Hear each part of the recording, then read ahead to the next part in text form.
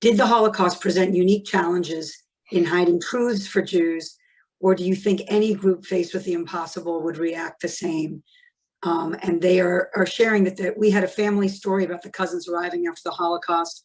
The family never talked about the family lost, as if talking about it would assign guilt to those in the US, even though they say they didn't know. And what could they have done? Right.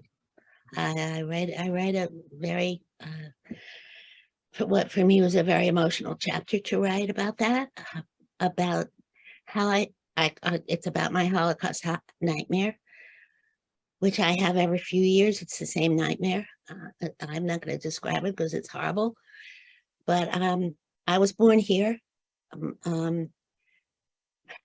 I know people who are Holocaust survivors, and I know they never wanted to talk about it. And I also know that people who didn't live through the Holocaust, who were here, have an inchoate shame on behalf of the Jewish people that we went from like sheep to the slaughter.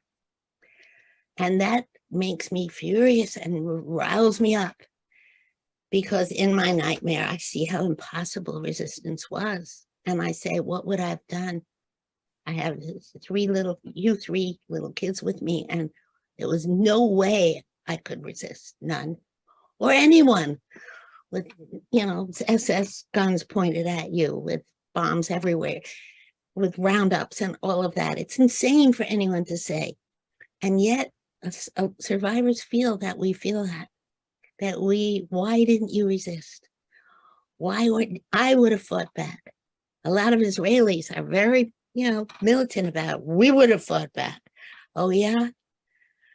So I write about that. I write about the complications that we all feel about, not wanting people to have to relive the past if it's so agonizing. And it obviously is for many reasons, because some people are ashamed of what they were forced to do, even though they were forced to do it, but they can't own it. They can't implicate themselves in the truth of that.